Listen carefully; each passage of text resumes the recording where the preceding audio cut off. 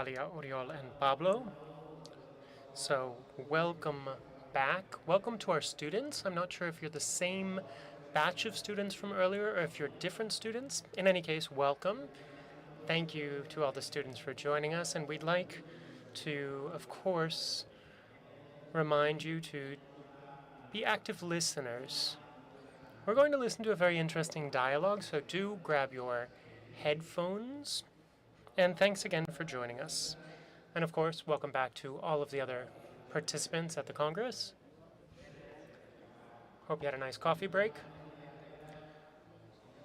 Up next, a dialogue between Oriol Nello and Pablo Sendra, moderated by Eulalia Bosch, who will introduce our two speakers. So I'll give you the floor. Good morning, everyone. This time around, we've decided to speak Spanish since Pablo's come from Seville, and that'll make it easy for us to have a smooth dialogue. I'd also like to welcome all the students here today. I hope you find this dialogue interesting.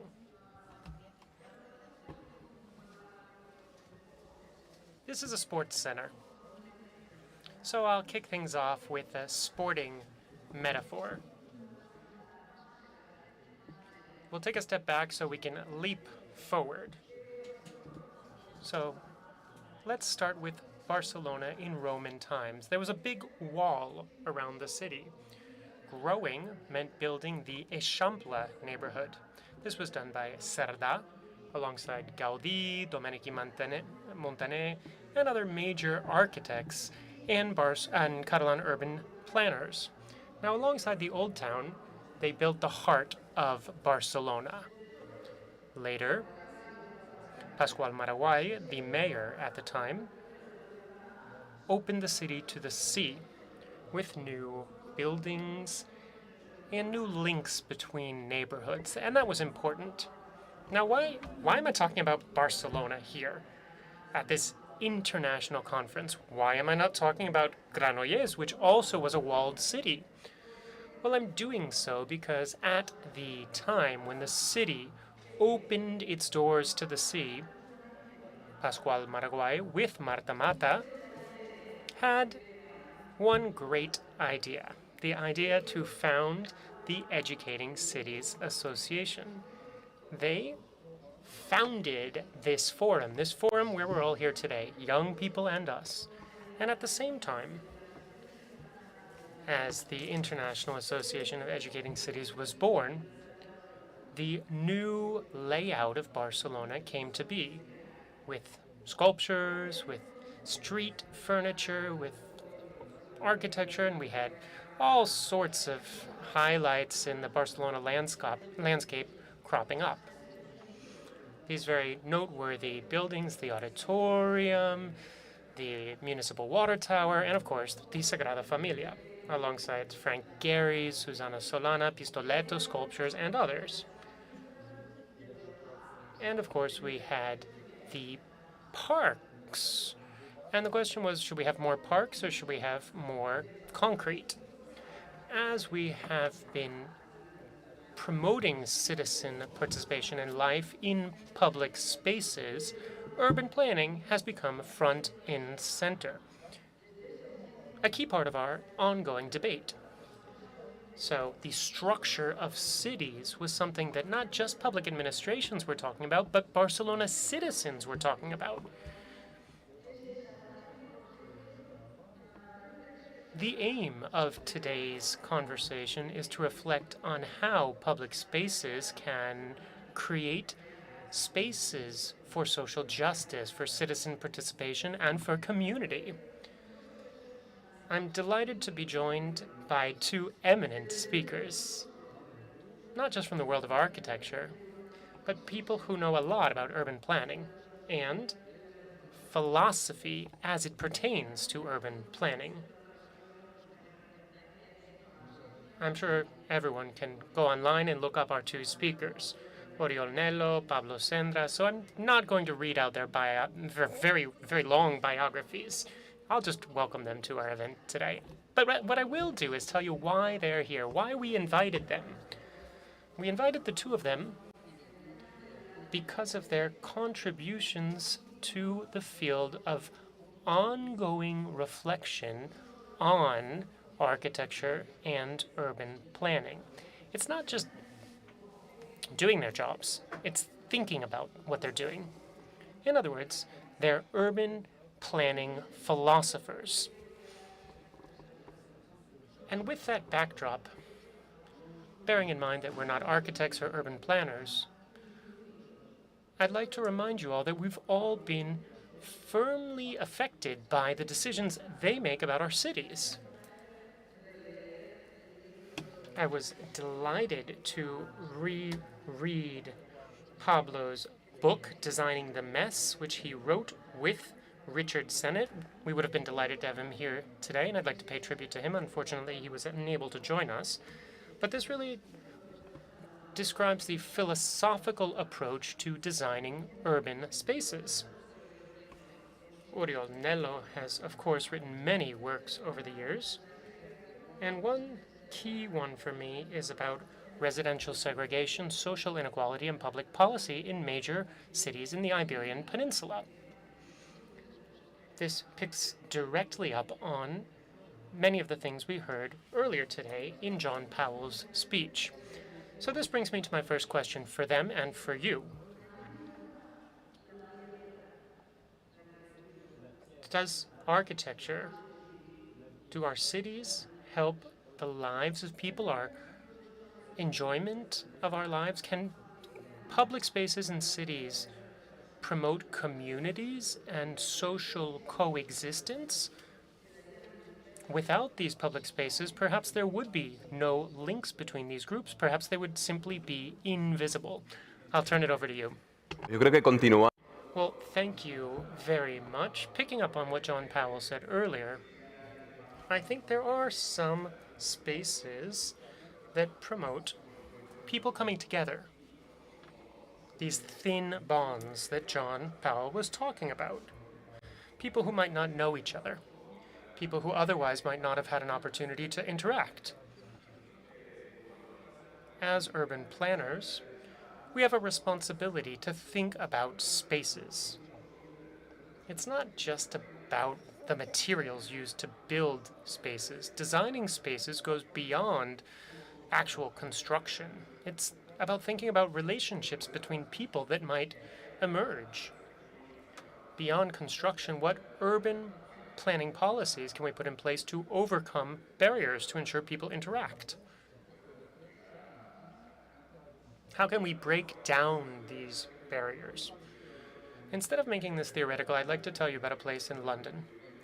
I'm from Seville, but I've been living in London for 12 years, and so that's really where my daily life takes place, where I walk down the streets, through the squares, interact with people. In my first years in London, I lived in the Hackney neighborhood in East London, in a square called Gillett Square. I discussed that in my book. I spent a lot of time there. And it's a place where a wide variety of cultures coexist. These people are from very different cultures, but they come together and interact with each other. What's interesting, though, is that this wasn't always just a public square. In the late 90s, early 2000s, it was public parking. It was just a parking lot. Cars were coming in, cars were coming out. There were no events, there was no social interaction in this square. But at the time, London was actually taking a page from Barcelona's book. The UK Institute of Architects awarded the National Architectural Prize to Barcelona rather than to an individual architect. This was in the late 90s, early 2000s. And there was an initiative called 100 Public Squares in London, which actually was a cooperative that, a local cooperative that started this initiative. And so what did they do? They put some pop-up kiosks, 4 or 5, in this parking lot. And the rent was really cheap. And the idea was that people of African and Caribbean descent living in the area would be able to set up a little coffee shop, a local radio station, and other small businesses. And that started to promote social interaction. People came together in this parking lot, but they were going to these little pop-up shops and having social interactions. So this parking lot became a public space, and they said, well, let's take out the parking spots. They paved it over, and 5 or 6 years later, some other architects came in and put in 2 containers there. It was very simple, just like these 2 transport containers, but they had various things in them. There were some ping pong tables, AV equipment, screens, gear for skaters, toys and games for kids. And you could check out any of this gear and use it. So all of a sudden, the square was completely transformed. There were skateboarders, there was outdoor films. And so it was a completely different space, a place with tons of social interaction, and that's the case now too. The square has continued to evolve. There's a lot of interaction, but this is a public space that is constantly evolving. So this is something, as I said before, that's run by a cooperative.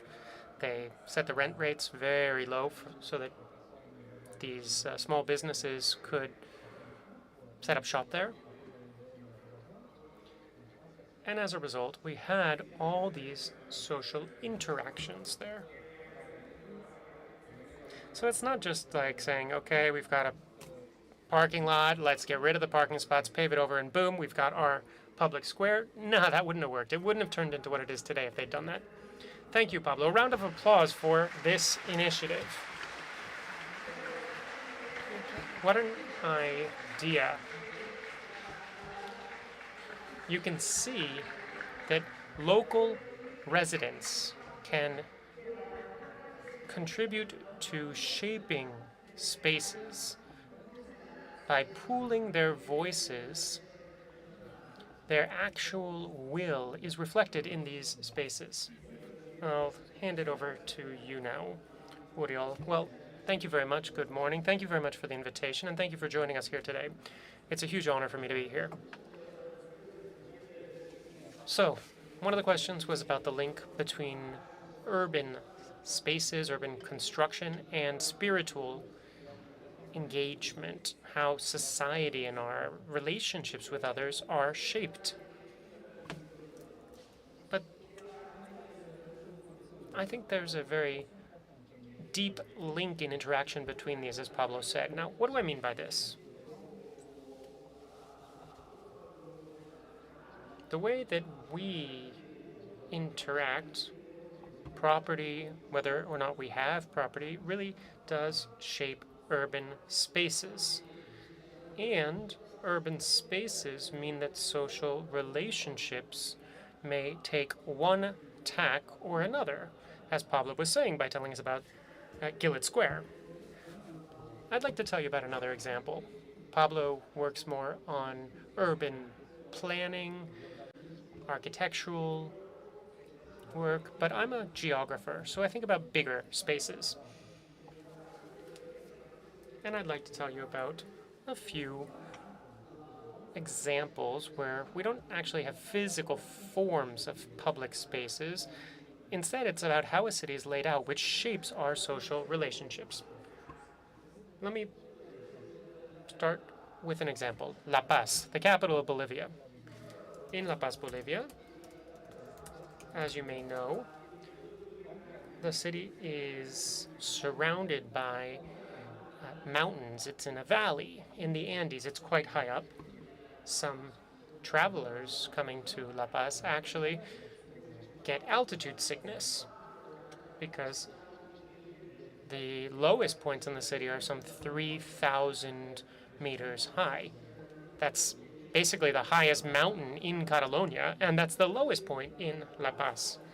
If you go up to the plateau, the higher part of the city, that's about 4,000 meters above sea level. So what's going on at the plateau? Well, there's less oxygen there because it's higher up. And you breathe better in the lower parts of the city. This plateau also is plagued by wind. The climate isn't all that great, and life just isn't as good. If you're in the lower part of the city, you're better sheltered. All right, so that's the shape of the city. Let's talk about how different social groups have moved in. Well, basically, it's about how much money they have to pay for their housing. Those with the most resources moved into the lower parts of the city, the more welcoming parts of the city. Those who have fewer resources tend to live up on in the higher parts of the city, in the plateau area. So, based on this key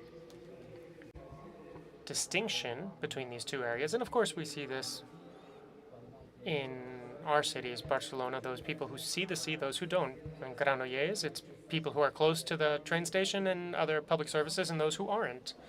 Basically, our roads, our services, our public facilities, our monuments, our symbolic spaces in our cities, and concretely in La Paz, Bolivia, are shaped by these trends. And that impacts how people live. Now, why is that the case? The way a city is laid out not only reflects social inequality, it actually perpetuates them. Those living in the lower part of the city have more oxygen, they're better sheltered, they have better services, more accessibility, and so life is easier for them than those people living up in the higher parts of the city. If I've spoken at too long, just let me know. Cut me off. All right. There's one other thing to bear in mind in La Paz. It's not only shaped by what we are doing today in terms of how we build the city, it's about the legacy from the past. Marx wrote that the memory of our dead is a nightmare that hangs over the head of the brains of the living. A city's even more impacted by this. It's not just our legacy from the past, it's actually the physical layout. There's a square that's already been built here in Granollers, the Eixample area in Barcelona. Well, when we were born, it was already there, and that shapes the way that we live our lives. In other words, urban layout and social interaction go hand in hand. So any project like Educating Cities, which aims to shake things up, to transform society, to boost greater equality, needs to take into consideration our urban layouts as a starting point, but also as a limit, something we have to overcome so that we can promote greater equality and greater social cohesion. ¿Vamos bien? Wonderful. We're doing well.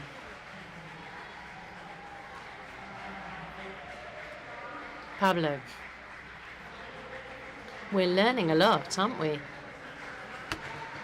Now we need to have a bit of time to digest all of that, but let's carry on. Pablo, the book you wrote, Designing Disorder, you talk about urban disorder. Design the Mess is your book, and you're talking about architecture, open systems, multiplicity, and also contradictions in the creation of spaces. How do all of these qualities and conditions make space a favorable space when it comes to social justice? Because now social justice doesn't have to do only with the paycheck, but also the amount of oxygen available to citizens. This is a real matter for educating cities. Well, yes, the example I gave was clear as to how having a space gives an opportunity for improvisation, for social interaction and unexpected situations. So it does provoke meeting between people, that ability to recognize and meet others. But another example, I'll take you to another part of London. I'm sure, however, that many of you will have been to this part of London. It's pretty famous. Portobello Road. It's a market, a very famous street market in the west of London, just to the north of Notting Hill. That neighborhood was made famous by a film I'm not going to mention now because it led to a number of problems with too many tourists flooding the area. So it's the film that we don't want to mention, like the baddie in Harry Potter. Oh, that film. I saw it 3 or 4 times. What a romantic film.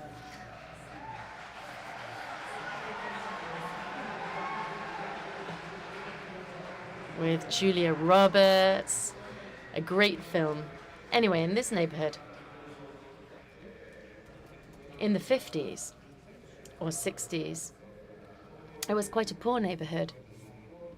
There was an influx of immigrants, but there was a great deal of social contrast. There was a lot of poverty with a lot of wealth.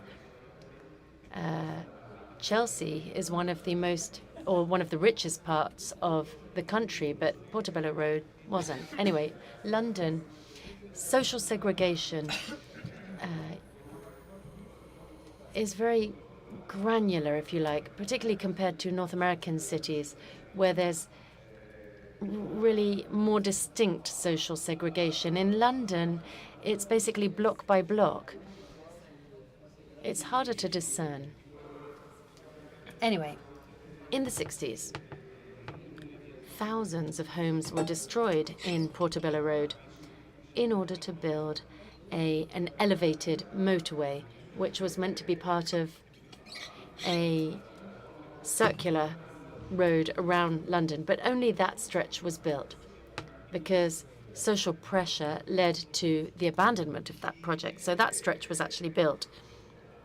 And it led to the displacement of thousands of families, particularly the poorer families. But the interesting thing was that a group of local activists, mainly parents who wanted play areas for their children,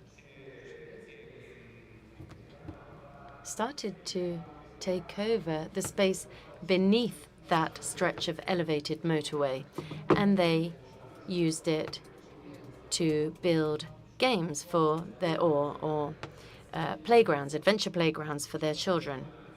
And then people really started to occupy that space beneath the motorway. It wasn't a very welcoming place, but because of the parents, it became a real social meeting point, and that group of local activists reclaimed those 9 hectares of space beneath the motorway. That became a covered public space. There were practically no streets or crossroads there, and that became a community space. There was a cooperative or a foundation that was created to govern those 9 hectares of land for the community. And that led to the construction of sports centers, skate parks, artists' workshops, NGO offices, citizen assistance centers, legal offices for immigrants, all kinds of spaces for community. And now I think that's been there for some 53 years, and I've been involved in that association. Then in 2015, 2016, around that time when I met them, local activists were against the foundation. They were rebelling against the foundation. There was supposed to be a community foundation because it was trying to promote the gentrification of the area, meaning that local people had to move out, and they were bringing in shops, shopping center, and things that weren't really for the community. So there was a great deal of opposition to that foundation, and then the local activists managed to do away with the managers of that foundation, and I was involved in the participatory process. Community Street was its name. And the challenge was how to convert that space that had its origins in bringing people together under a covered public area and transforming that. So what we did was we came up with, or we designed a series of workshops to explain to people the different cultures that used the area and how people interacted in public space. And I started to work with them to create an imaginary city. One of the ideas was to write a postcard from the future. So people were asked to write a postcard from the future, imagining the space. And that's just one of the activities we did. And one of the interesting things was that people imagined a space built on something that already existed. They were imagining how they could improve that space. The space was built. It's a public space, because public spaces traditionally were a lot more closed off. The idea here was to open it up to everybody. And then a while back, some architects came from Munich, and they said, oh, let's see one of the projects that you've been working on. And I took them to that space that had been built. And I said, this is what we did. I explained the project. And they said, oh, people are really occupying the spaces. But they said, when did you do that? And I said, oh, it finished 2 years ago. And they said, God, it's as if it's been here for 50 years. People were really living in the space as if it were truly theirs. It wasn't the new shopping center that people wanted to build there. It was a space that people were using on a daily basis, promoting that social interaction we were talking about, enabling people to come together on a daily basis. How fantastic. Oriol, I want to ask you about that dispersed city that we've all seen on the outskirts of cities. We've seen kilometers of dispersed housing estates where people always need to use their cars to go and buy bread, and you rarely meet up with anybody or see them because you rarely go anywhere on foot. What happens there? Well, actually, that's the result of the combination of two trends. First of all, the trend of our cities to spread, to expand, to take up more space. We live in a municipality, we work in another, we buy a home in another one, we send our kids to school in another area. That's one trend. And the other trend has to do with the phenomenon we were talking about at the start, which is that trend of social groups to separate over space. That's called residential segregation, and that's the main enemy of inhabiting the city and building an us. So residential segregation, what happens? We all know social groups tend to separate over a space, over land, and that dates back centuries. Pablo can explain better than I can about the situation in London. Federico Engels was a young German who was born in Rhineland to a good family of textile industry magnates, and then he started going down the wrong path when he was a teenager, he was hanging around with socialists, and the family said, oh, this boy needs to get a grip, and they sent him to Manchester to teach him the trade and teach him to become a good businessman.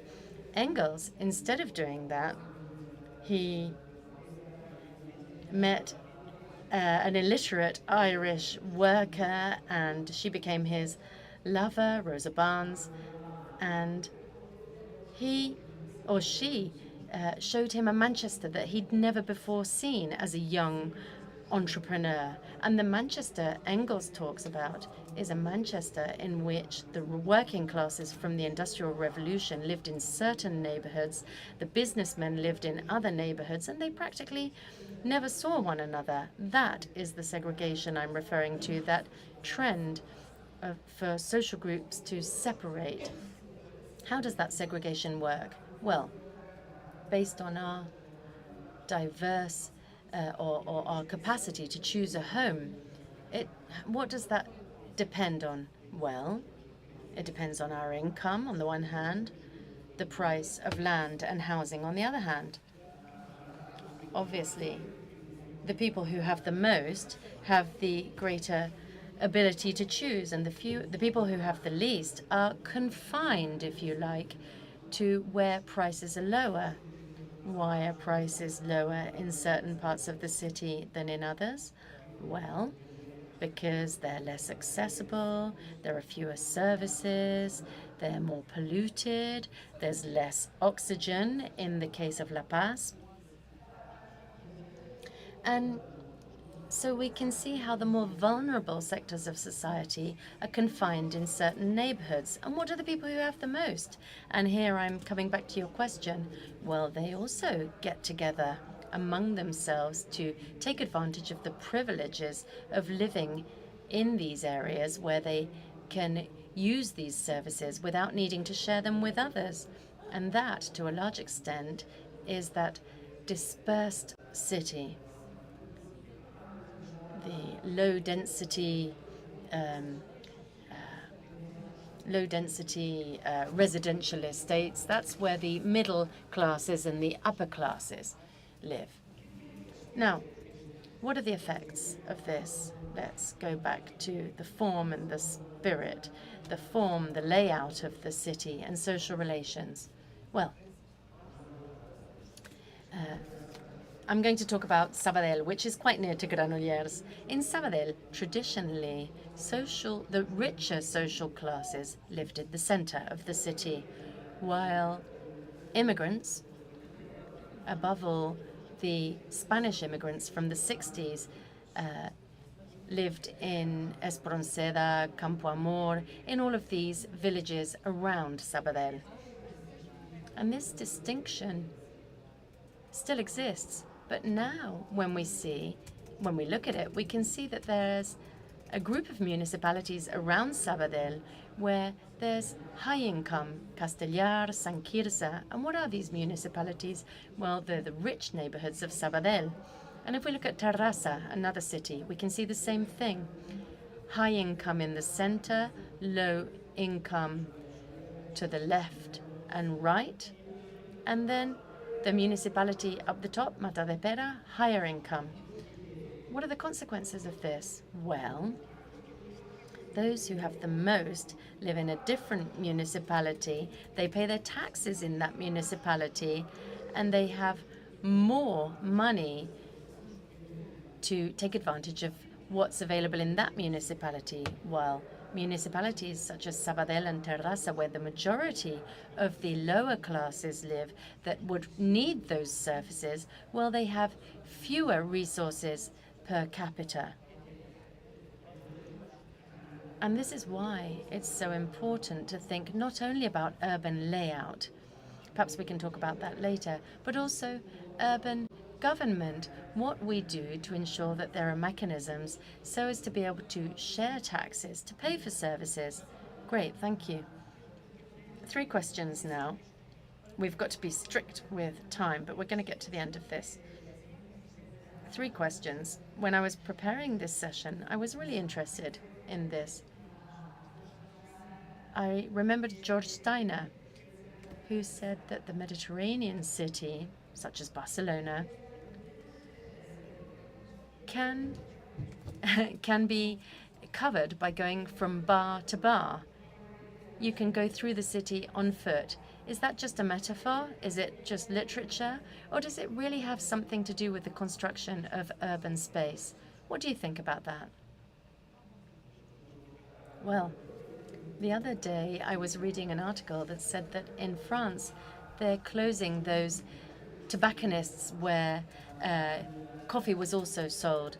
They're bars and tobacconists, and that was where people got together in the neighborhoods. It's true that we, in our cities, have a large number of bars and cafes where we can get together and where we can create community. Perhaps the thing I'm most interested in about cities such as ours is that you can walk around them, not only going from bar to bar or cafe to cafe, but also going from conquered space to conquered space, if you like. As Pedro was saying previously, I was born in Font de la Guardia, a neighborhood at the foot of Montjuic on the bad side of Gran Via. When I was small, the mountain was still covered in shacks. I know that was in the Stone Age, but that was the case.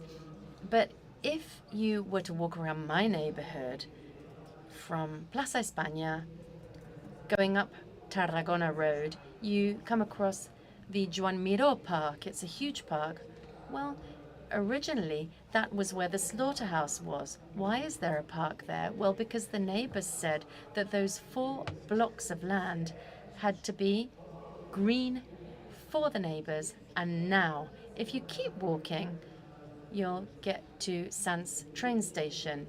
Turn left, and then you'll see another park, Parc de la España Industrial. Why is there a park there? Well, José María España, we won't go into details now, but he was planning to build a whole load of flats in the 70s, speculating. Why is there a park? Because the neighbors clamored for that park. And then Port Vell, the old port. There's the Sants Library. Why is there a library there instead of a shopping center as was planned? Once again, because the neighbors organized it and achieved it. And then moving on to the Cocheras de Sants, there's a civic center. Why? Because the neighbors fought for it and achieved it. Keep going, Cambello. Cooperatives. We could go through Barcelona coming across these spaces. Neighbors, the citizens, they're not mere residents. They are also, first and foremost, city builders. And what I like about the city, apart from the bars and cafes, that's great if you want a cup of coffee, but it's that possibility to see our city through conquered space. I agree. I live in Gracia, and from each square you can see another square. Do you want to add something to that? I just wanted to say that I fully agree.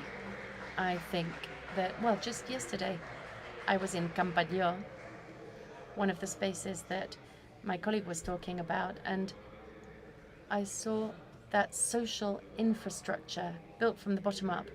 And sometimes I say, coming back to London again, although it's not a Mediterranean city, London is a famous city. It's well known because of how the people built it. London was famous in the 70s, was made famous in the 70s because of the music scene, culture. The people built that. It didn't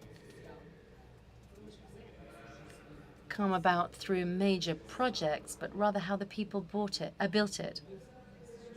Just another question that I wanted to put to you.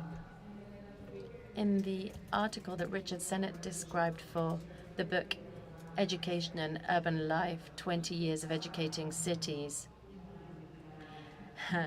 publicity spot, this book was published 20 years ago, some 20 years ago, but it continues to be applicable today. A lot of people spoke about how they saw education from the city and how they saw the city from the point of view of education. And in that book, Richard Sennett wrote and put forward an issue that entailed thinking about life from the point of view of advanced capitalism. Nothing in the long term. Remember that, about that brutal capitalism. Stick that slogan on your fridge and look at it every morning until you're convinced that there's a problem there. Sennett said it's a principle that goes against trust, it goes against loyalty, and against mutual commitment. Now, the creation of public spaces promoting the expression of social complexity, can there be elements that do away with that slogan, nothing in the long term? Well, I think that spaces of resistance that we build, what Oriol was saying, talking about walking through Sants neighborhood in Barcelona, inevitably, people are going to coexist with that advanced capitalism. You spoke about Richard Sennett. We were having a coffee and he said, capitalism leaves a lot of waste. It goes so quickly, it moves forward so quickly that what people don't like, they just get rid of it, like rubbish. I think there's an opportunity to pick up what's been rejected by capitalism. And we need to create resistance from that point. Now, if we want to totally change the system in one fell swoop, we won't change anything. What we need to do is continue building these spaces of resistance. Obviously, we're going to have to coexist with other capitalist spaces, but little by little, we'll be able to show other people that you can live in a far more cooperative and far less competitive manner, and that that's the most efficient way of living together.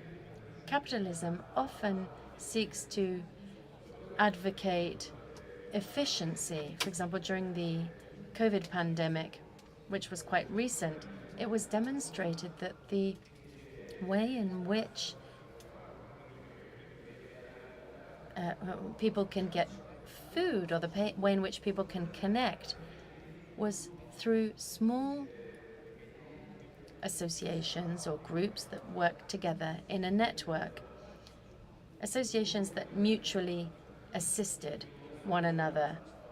Capitalism came afterwards to take advantage of certain situations, trying to come out of all of the situation with a great deal of strength. But these moments of cooperation meant that lots of people could manage and get by.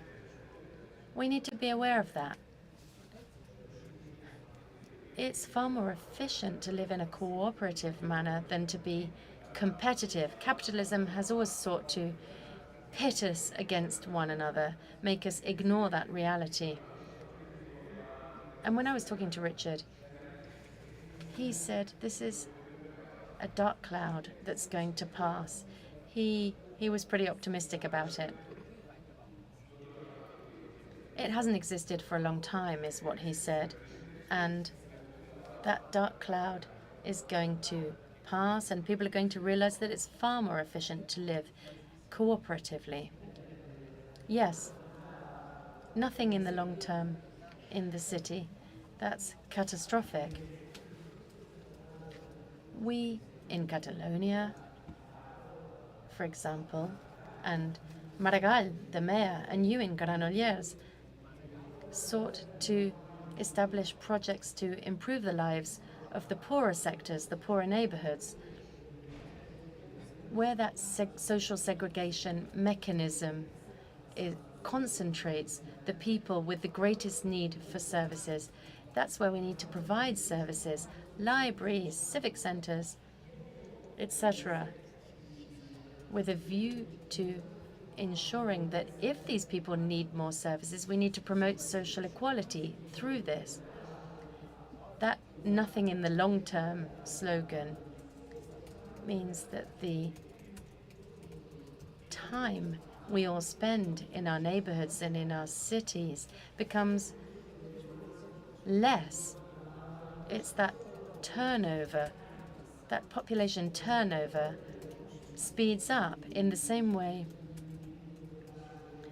in which we live in one neighborhood, work in a different one, send our children to school in a different one. So we spend a week here, a month there. But over a lifetime, increasingly, we're living in different places. And that means that we can't seek to improve the condition of people, increase the opportunities for people by improving the places they live in. So what's this all about? Well, if we're able to create spaces for relations, spaces where people can settle down, feel anchored, and develop projects, well, we can significantly improve the possibilities.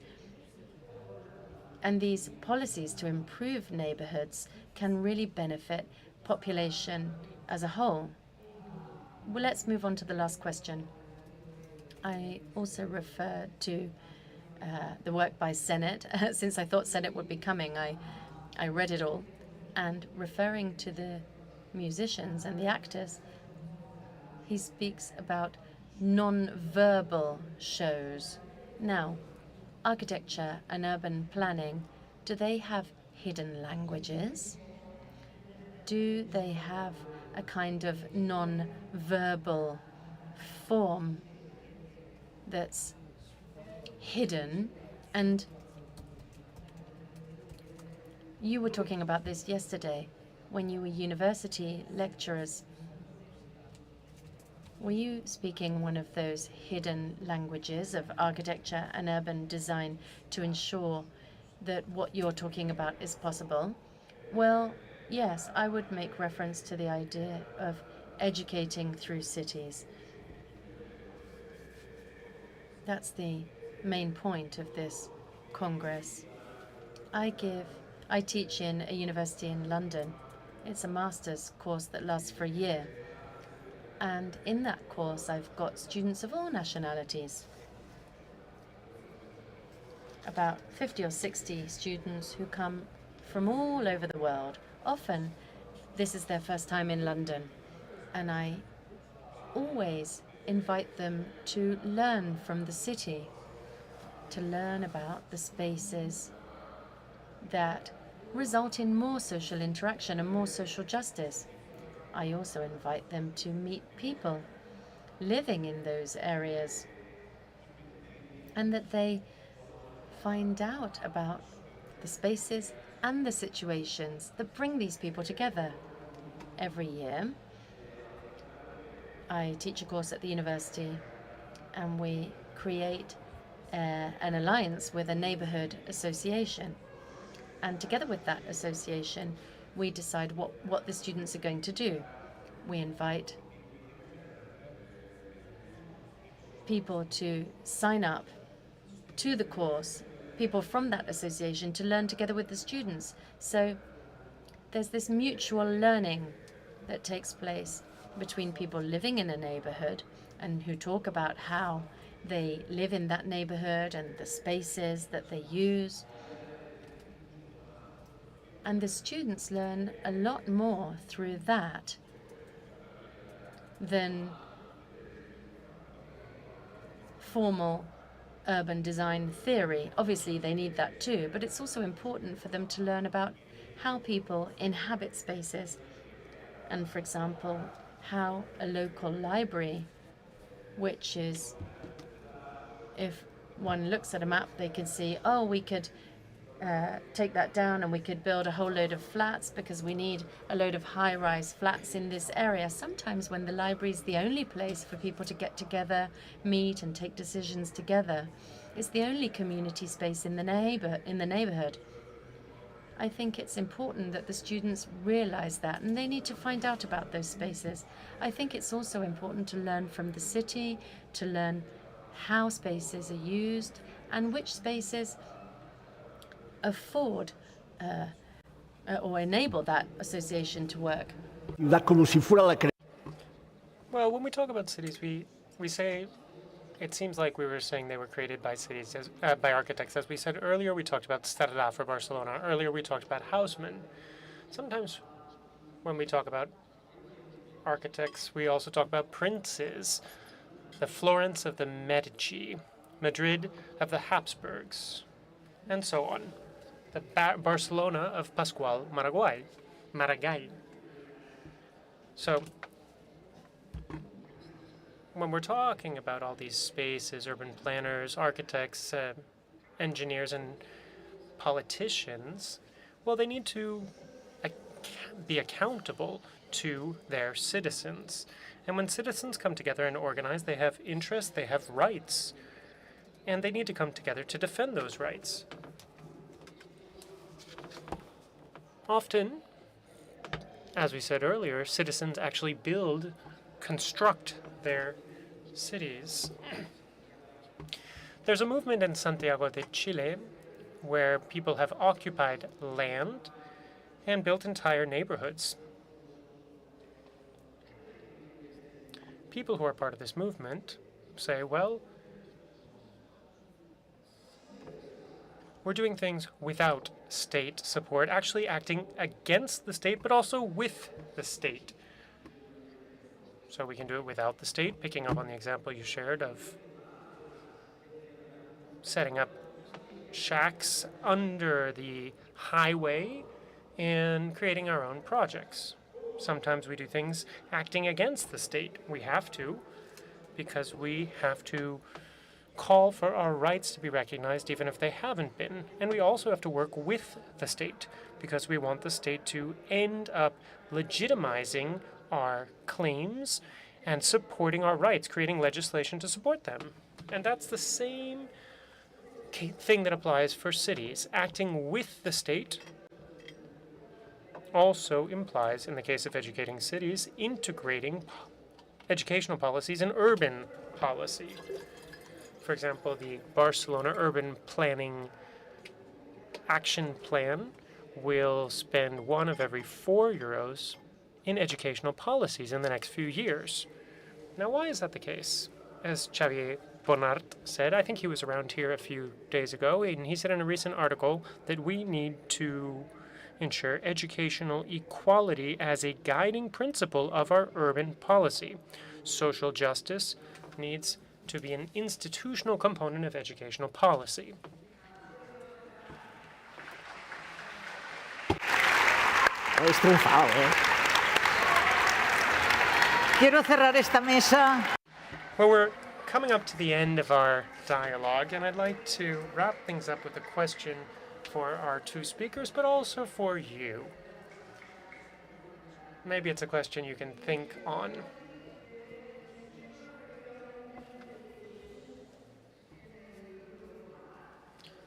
Noise in urban spaces and calm in urban spaces. Think of the time when two informal get-togethers, two groups of people, stop at a light. The light's red. They stop at the light. They're facing each other. They look at each other.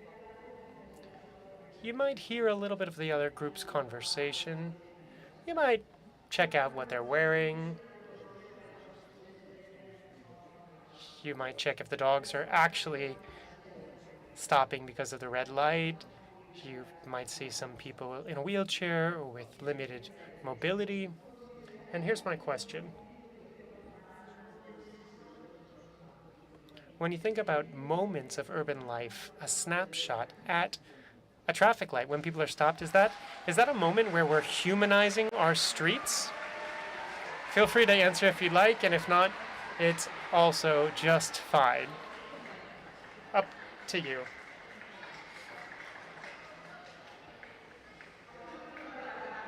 It was a huge pleasure to have these two wonderful speakers here and have all these young people in the back and people of all ages here with us today.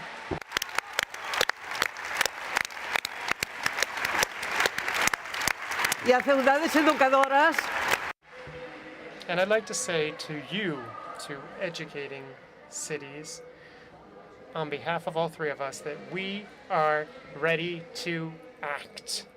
We need to continue these conversations for many years to come.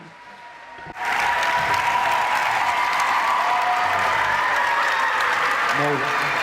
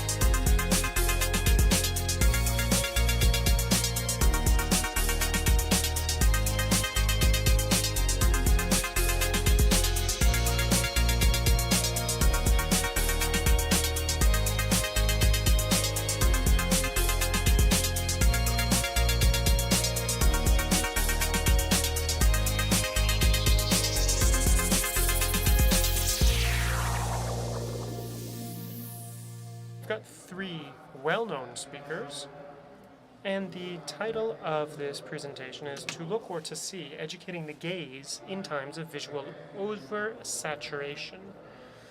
We're joined by Joan Fontcuberta, welcome, Horacio Ríos, and the session is moderated by Gemma Carbó. You have the floor. Well, thank you very much. Good morning, everyone. I'll speak in both Catalan and Spanish. And I'll start in Catalan. It's a real pleasure for me to be here this morning, joined by two eminent thinkers, two eminent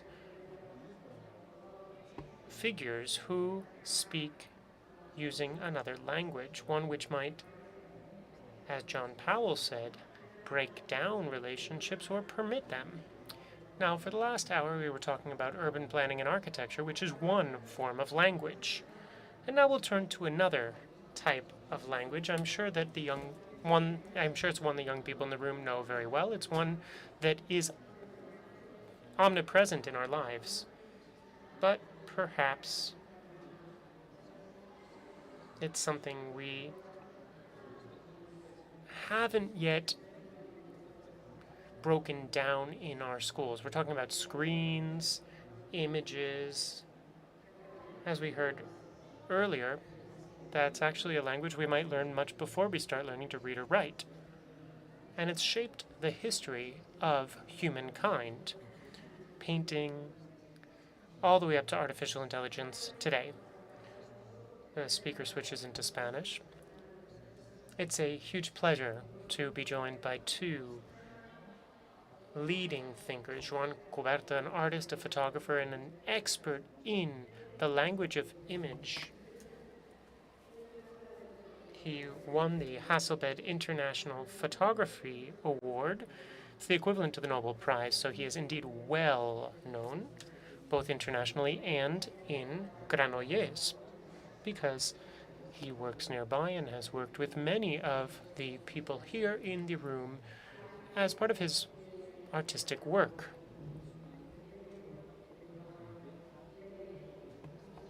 He defends creative, slow language, the creative, slow language of photography, which stands in contrast to the work of our colleague from Rosario, Argentina, who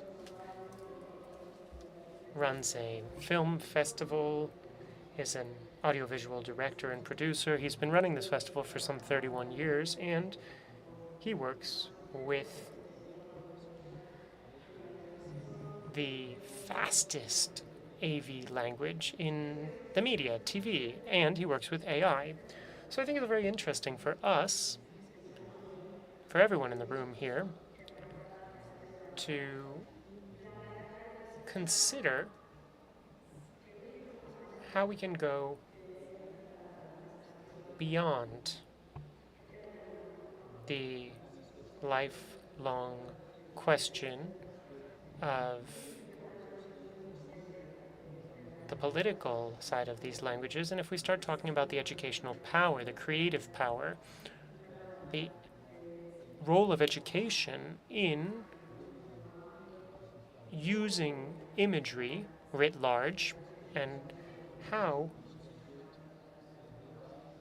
the question isn't just about whether we should have screens in our schools or take them out. It's about how we should learn to read and think creatively and critically using these types of media. So I'll give the floor straight to our speakers, and I think they're also going to speak with images. That's what we obviously are talking about today. So I wanted to ask them to tell us about their current projects and how they're shaping these. I'll start with Joan. Joan, you have the floor. Good morning, everyone. I'll speak Spanish to make it easier for me to chat with Horacio. We live in a world where we inhabit images, and we need to learn how to survive in this world of images. And my work is about putting together a kind of survival kit in a world where we're overwhelmed by images, where we're saturated with images, where images don't just reflect reality but create other realities. Much of what we experience happens in this reality on our screens. I'm sure that everyone realized this during the pandemic, when we had these physical windows to the world. They weren't just windows. We actually turned to our screens, our cell phones, our computers, and everything basically took place through these digital windows rather than the physical windows in our homes. So images become the substrate of our lives for me. I'd like to just briefly sum this up with a few images. Let's see if I can do it. First, it's the 200-year anniversary of photography. The first image was one shot by Nicephornets in 26 or 27, 1826, 1827. It's an original piece. It's in the Harry Ransom Center in the U.S. and in the University of Texas in Austin. Just a month ago, I was in the U.S. traveling, and and I kind of went on a journey, a pilgrimage to see this piece of work, this 1826 Niepce piece. So I went to see the collection, and the very first thing you notice is that when you step into the entry hall of the museum, there is a showcase where we see the original of this piece we see on the screen. In the other showcase, there's one of the 20 original Gutenberg Bibles. So there's a message for viewers here. These are the two beginnings, two turning points that shaped our cultures, making reading more democratic and making our images more democratically available. When you look at an image like this one, you might be a bit frustrated because you can't really see anything in this original image. You basically just see yourself. So the image is a kind of metaphor.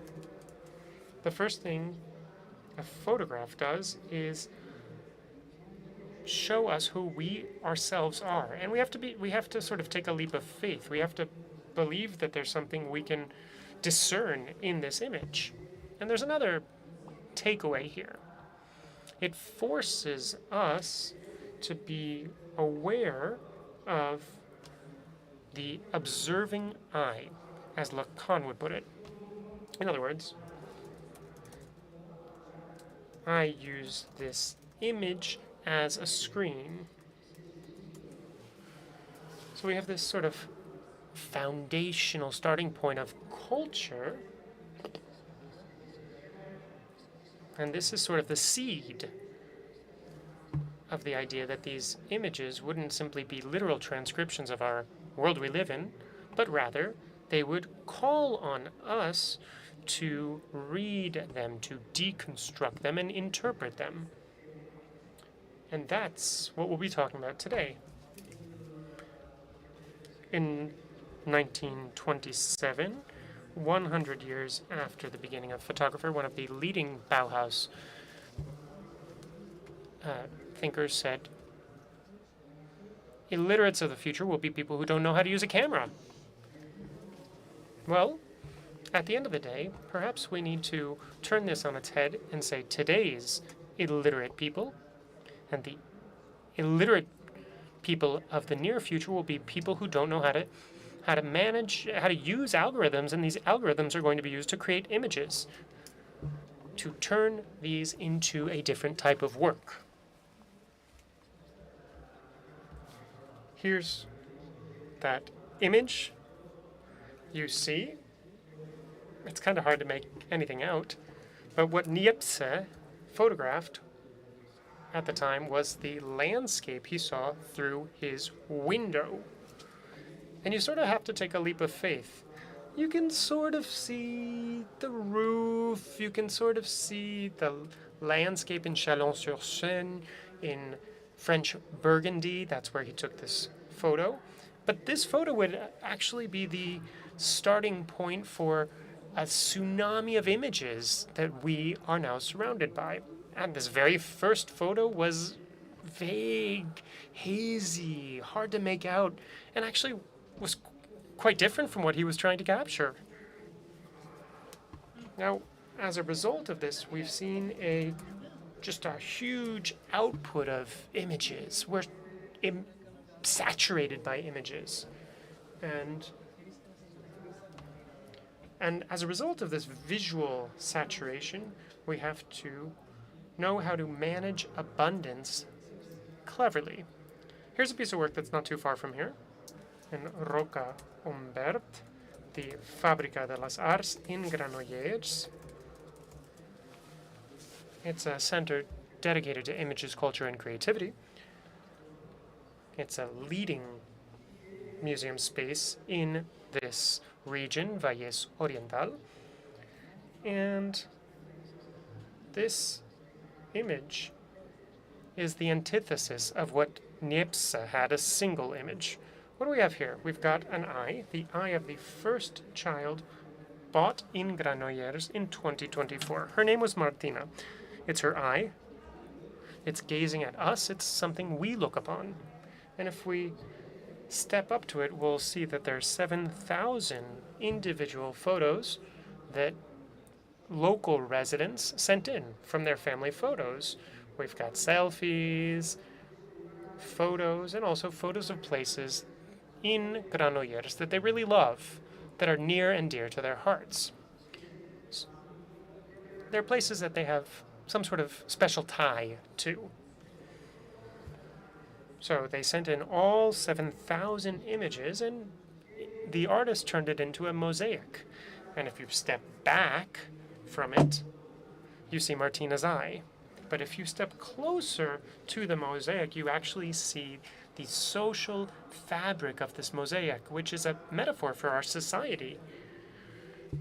Our society, which is a collective, which needs to draw on the social fabric of many individual people, each and every one of whom is essential. Each and every one of these images make up our global view and are essential to understand the whole. So, as I said, there's some 7,000 photos in this mosaic. And I think this reflects today's world. The sort of flip side here. Images are not just a language that allow us to talk about the world, and this is just an example. They allow us to create communities. Everyone who wanted to collaborate in this project, the artist just said, well, I'm just directing the orchestra, but we're all part of this piece. His aim was to ensure that people's experiences could be pooled, can interact with each other through photography. And by bringing together and juxtaposing all these images, we're pooling or merging our experiences in our lives. And in doing so, we are creating community. This is a permanent work, and it's also a snapshot of this moment in history. It's kind of like an open-air Facebook wall. And you go look at your picture and say, oh, this is when the town festivities took place in Granollers, this is my grandmother in Granollers, and so on. It's a way for us to interact and share our experiences, share our lives by building community. So I think the leap from that first image, the Nipce image, to this final one is a good starting point for this dialogue with Horacio. Yes, that's indeed what is incredible. Our artists make it possible for us to make things tangible. Horacio, what's next? La invitación. First of all, I'd like to thank you for inviting me. I truly admire Joan. It's a difficult job you've got, isn't it? Now, my case is pretty specific. Audiovisual production is a kind of move forward from photography, and I think that today, given the situation, it's hard not to talk about multi-screens, multiplicity of uses that a fixed image can be given. It can be converted into an image that transcends movement with its soundtrack, fragmentation, cuts, very similar to this. A full image made up of lots of different images of identity, feeling, a whole load of feelings and emotions. I imagine that girl walking her dog in 20 years' time with her family. I think it's really important. I come from a public TV channel. When the current situation in Argentina isn't easy, we've seen a great deal of fragmentation, but depending on a state with municipalities in a region where we're trying to wage that battle and we're trying to build this identity, a feeling of recognition where people have their own stories, but there are also challenges as well with those discussions on audiovisual media today. I've got a 1-minute video which reflects the complexity of a number of countries in Latin America with their own history. Argentina doesn't have a great deal of audiovisual heritage. Something using photos from last century and the use of photography in Argentina, but that's not even in the National Archive of Argentina, those 100 hours from the past 120 years. Governments were never interested in the images, public institutes weren't interested. A load of institutes burnt their files because of what happened. Others recycled things. When I'm talking about burning archives, I'm saying that some people thought it was far better to get the insurance money from the fire burning the material than keeping the material. My city, Rosario, wasn't far removed from that problem. And then we have the challenge. We associate education to a channel that had that obligation to generate awareness of its history with that identity of recycling only 10 old photos and generating that discourse dynamic to set that up through very simple systems. Nothing out of this world, using AI, but making it possible for children and young people in our city to recognize places where they walk around, recognize places using old photos, often in bad condition. Can we have a look at the first video, please?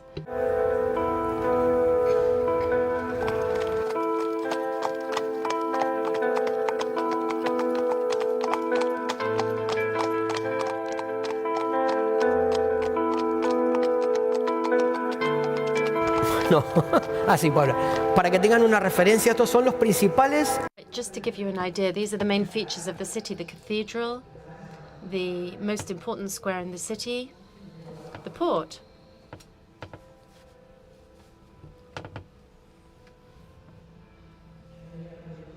We've seen the development from trams to cars.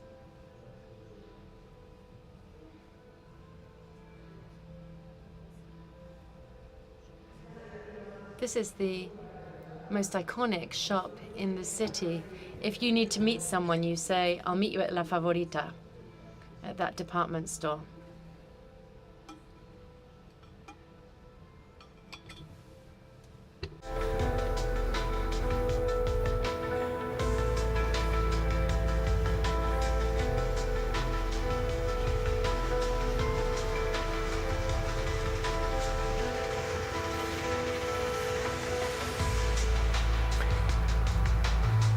Esto llega. So that's in the 70s. And then with AI, we did something, we used some trickery. We tried to reduce the differences in movement, those rustic, violent differences, to give the whole thing more credibility. A little kid asked what it was like to live in black and white.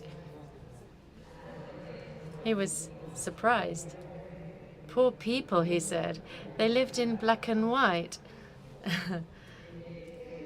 This example, well, some of the examples I've brought, well, I'm convinced that technology and progress always give us new challenges, and they have to do with recycling this obligation for creators to find publics by adapting to the times. Given my age and given the life I've led, well, I grew up in a cinema and I took part in the 80s, in the discussion on the disappearance of cinema, and then I participated in the debate on the disappearance of radio, and then the disappearance of video clubs, where people used to go to choose films and rent them. And then I took part in the debate on the disappearance of DVDs. And I'm sure I'll be involved in the debate on the disappearance of TV. This shows how we generate multi-screens and narratives on things that people aren't watching. I'm sure that the majority of you probably don't even have TVs, but rather use platforms and use technology to take ownership of what you want, when you want, where you want. Some people might have fallen asleep when they were watching a show, so they can just pick up where they left off. I'm going to try to continue this exchange, but I think that all of this is related to whether we need to continue to discuss all of this within formal or informal learning. Are these tools useful? Obviously, when you look at them like this, they are. But in a little while, we'll see that some things are harder to manage and perhaps more dangerous, and they have to do with our tolerance, including me, because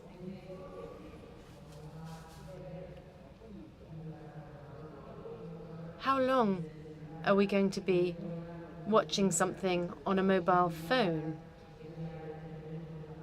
Something that we have to share, the lives of others, our lives, or even information.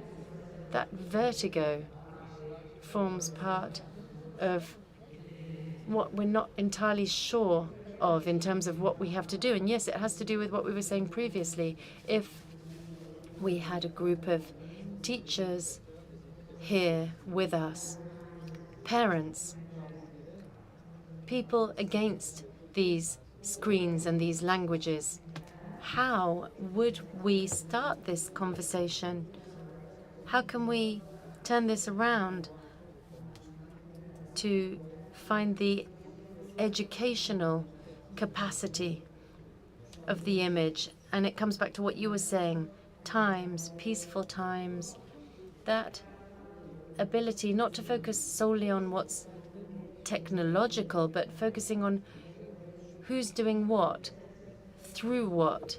And it takes time to think about that. I think that's what artists always do, don't you think? Well, this is a situation we've found ourselves in which the image is no longer writing. Etymologically, we know that photos are made with light, but we've moved from writing to language. We all talk images, and we do that without realizing. Naturally, we learn to communicate through images, be they emoticons, images, photos. We send something, and the content of that image says something. That the person receiving that image reads the image, reacts, depending on the information received.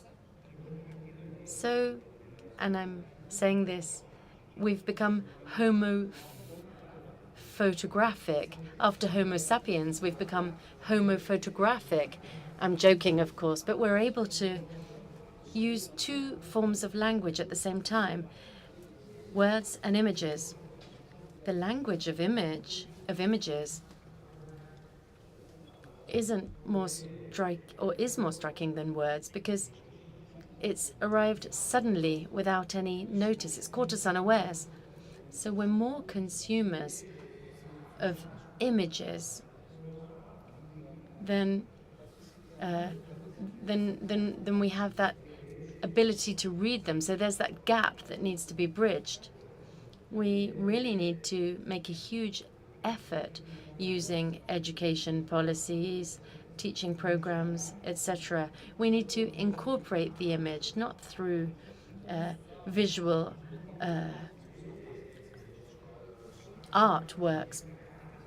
But you, as in the past, as you study grammar, literature, and syntaxics, some school syllabuses involve artists who come in to develop creativity. They think that's enough, but I think it's just the first step. Images can be dangerous, and images involve risk, whether or not we're using cameras or algorithms, but everything involves risk. Each step forward in humanity means that you lose things and you gain things. I like what Virilio said, a theoretician from last century. In each form of technological innovation, there is negativity. Inventing the boat means inventing shipwreck. Inventing the plane means inventing an air collision. There are always risks, but what we need to do is ensure that we can manage those risks in an intelligent manner to minimize the risk. So we're always gaining something and losing something. If you were to convince skeptical parents or skeptical teachers, you'd say, well, just you need to be aware of the world you're living in. Images don't form spirits. Bill Gates said once, if you want to control spirits, you have to control images. And so he bought the biggest photography agency in the world. So it's not a matter of expression. It's not a matter of creativity. No, it's political. Today, wars aren't won with missiles and tanks. They're won with images. Controlling the image is what counts at the end of the day. We're not doing arts and crafts. We're thinking about our future. We've got democracies and economies at stake. That's what the image is all about. I hope I've convinced you with that argument, but people need to bear in mind the role played by images today. And how do we manage risk, Horacio? Well, I'm going to put something to you, an experiment. Audiovisual design always starts with framing. For those of you who aren't experts, it's about the decision you take when you take a photo. So I would suggest that you pick up your phones, get your phones. The young people they're complaining that they weren't allowed to come with their phones. Oh, terrible. You should have come with your phones. You should have brought them with you.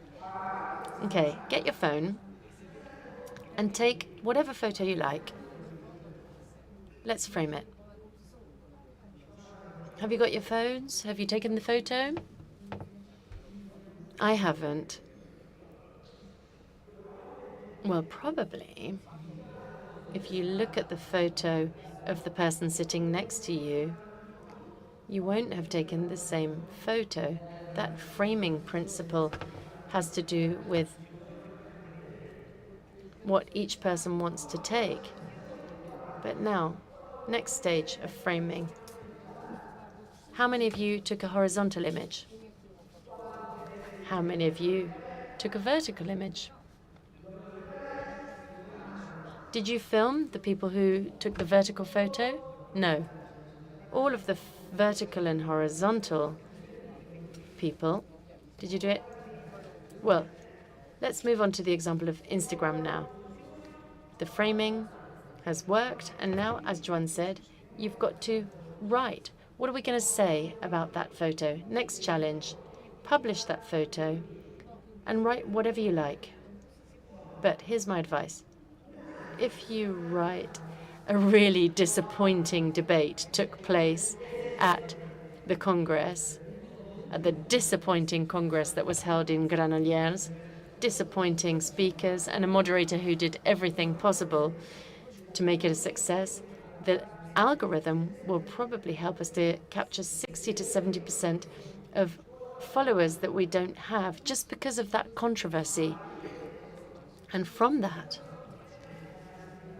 the relationship between Instagram and Facebook will mean that this will appear in Facebook. Some 15 controversial comments might be, oh, I know Joan.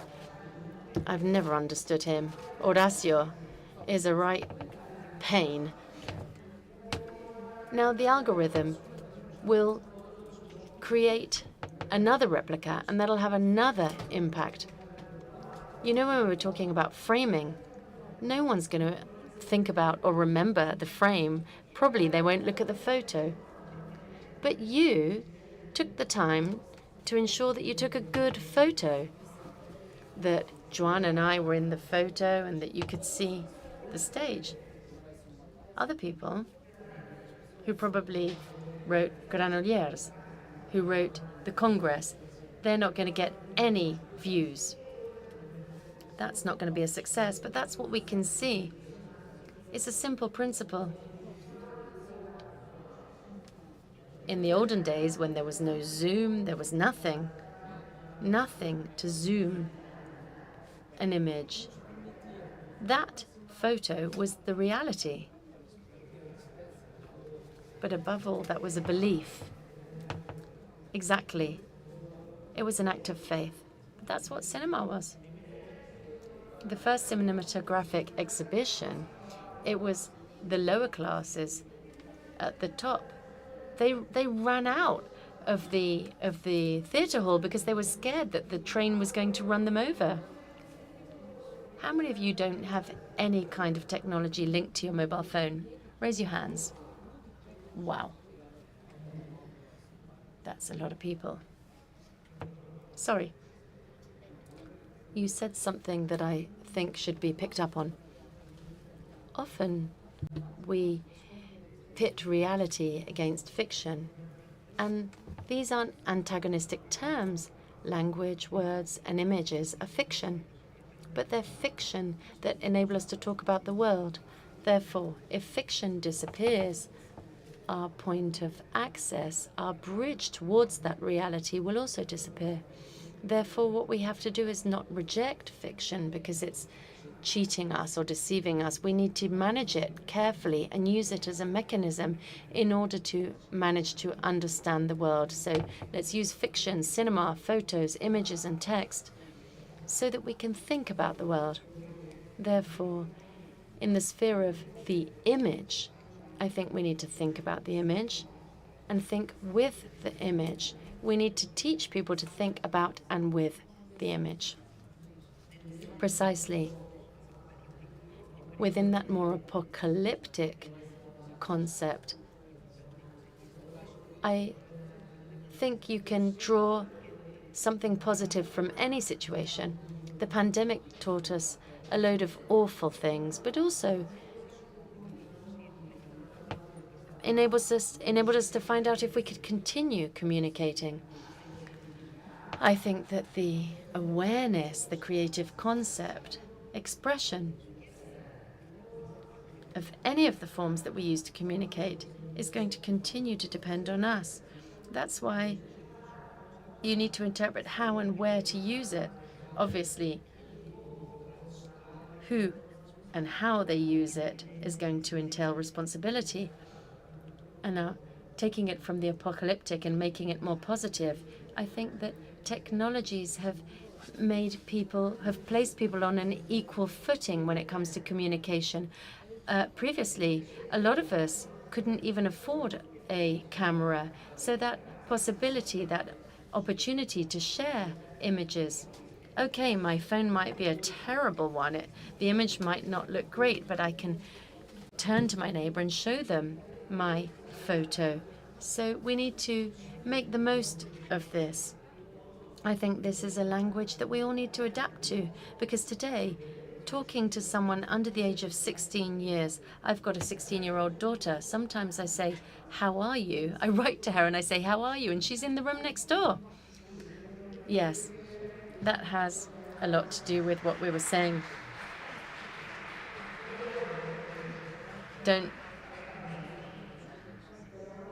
Don't tell her. She'd be embarrassed about that. But obviously that has a lot to do with what we were saying at the beginning. In this reading of the image, in this literacy, this democratic participation that these media afford us, we're all involved. It really is democratic. And we're seeing this image from all possible angles because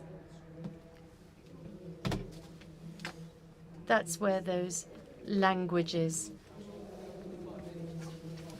feature, that issue of diversity. What about that? You start. I want him to say something I read about him. It's incredible. He spoke about post-photography.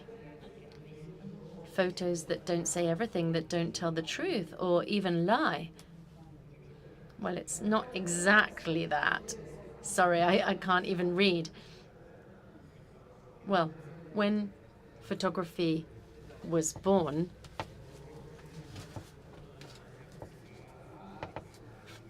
it encompassed a whole policy that came from the century of light, rationality, and so on.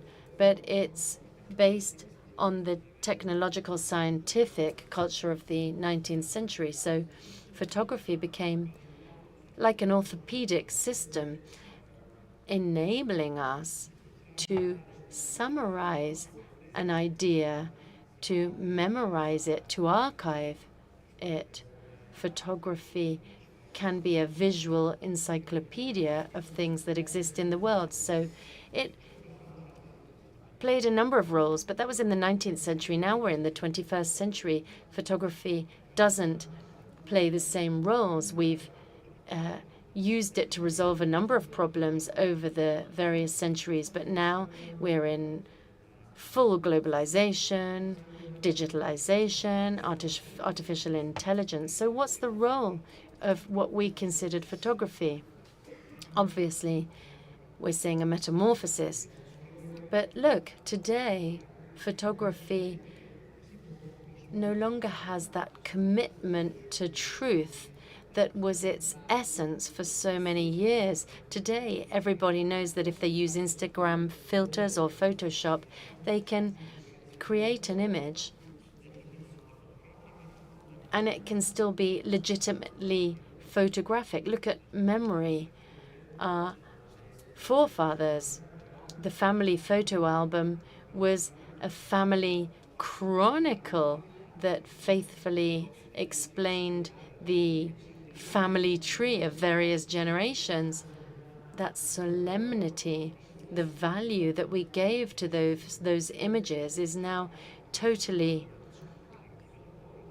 ignored. It can a photo can be destroyed now, but in the past it would have been sacrilege to do that. Photos used to be sacrosanct, but now what are we winning? What are we gaining? Connectivity, communication. Today, frequently, photos aren't taken because of the content that they might represent, but rather the act itself. I hold my camera or my phone up in a concert and I'll take a rubbish photo. It might be rubbish, but if there's a flash, well, that's great. In the past, we used to hold up a lighter. It was a form of recognition, a form of belonging, celebrating a moment. The uses of the image are changing. Let's say that the bodywork still is the same, but we're using it for different reasons. So this is a post-photographic stage, if you like. Photos are no longer reduced to foundational values, but we need to share the pie with other uses, if you like. That wealth leads us to a new stage in which images meet other requirements. And it's a lot harder when it's a video. Regarding communication, algorithms recommend that the first 4 seconds are key. 4 seconds. when people started experimenting with, well, in the 60s, I'm talking about how long the human eye needed to be able to see an image. Initially, in the past, that was 4 to 6 seconds rather. And sometimes we need to look at news and we have to assess the first 4 seconds so as not to lose a viewer, because we lost them through TV and we need to bring them to the computer or the mobile phone to be able to generate tension. So that vertigo, well, I'm being a bit more critical and more concerned about this, because this has to do with a campaign that took place in my city. Some people talk about the lack of heritage, but citizens in my city were asked to bring film, photo film and photos to start to investigate and find out about the past of the city.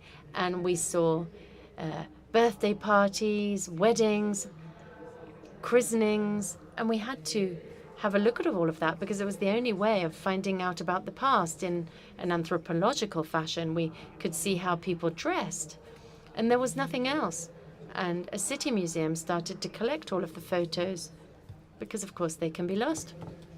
Yes, but you're making prescriptions within that industry of attention and talking to an audience of youth. We can't prescribe that. Those seduction techniques work really well when it comes to propaganda and adverts. But if we're trying to educate responsible, critical citizens, we need to teach them. We need to turn things around and teach them the techniques that are being used to capture their attention so that they're not held hostage. I'm sorry to butt in, but we have to stick to the timelines, and unfortunately, we're running out of time. If I were to summarize everything that you've said, I think that we all agree, really, that over history, there have been many times in which we've seen the disappearance of cinema, radio, etc. And actually, all of these realities coexist. We're not really losing them, and this could be an opportunity without renouncing everything that innovation brings us. But we need to continue to fight for analog photography, archives of historical documents. And I think that's where the key to innovation lies, for creating new aspects. And I think it was really important and interesting to hear from you. Thank you very much. How about a last minute to close this session? Whatever you want. Un video. Let's start with a video. 6,000 images, photos, and we managed to pull those together into a video that was really eye-catching, right? These photos from a newspaper, maybe you've got a soccer player. Yeah, well, there might be a ton if it's messy, but if you've just got a static image, how do you turn it into a video?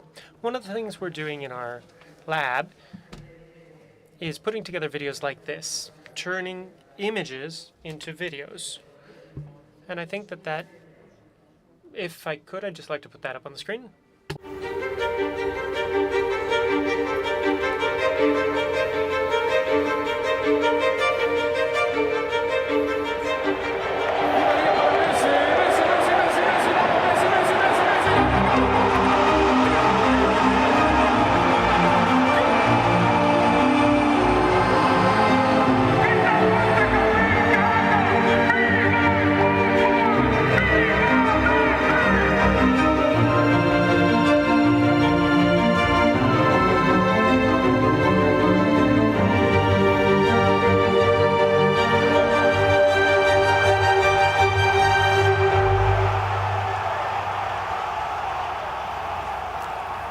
Tú sabes que ser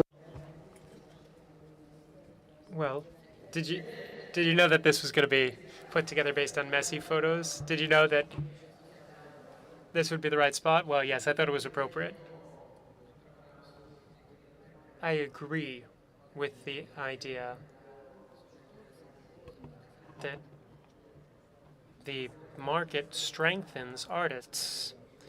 The best photos for those of us who are consumers of this idea of exhibitions of art, well, we're people who are willing to break down boundaries, who are willing to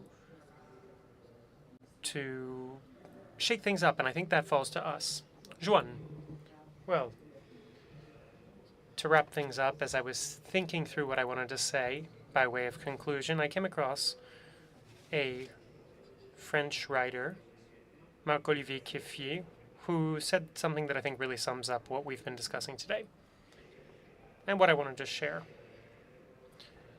about the world of image expanded beyond the world of images. Let me read this out. Every aware conscience is a victory against darkness. Every reader who rejects certainty, every teacher who conveys the role of doubt, every citizen who takes time to think before reacting is part of this slow interior journey we call freedom. Freedom isn't an absence of restrictions. It's the ability to see things clearly, to distinguish reality from film, cinematography, the reality from noise, knowledge from illusion. Perhaps this is the most essential battle we wage in our century, learning how to relight lamps in a world where we are saturated by the artificial.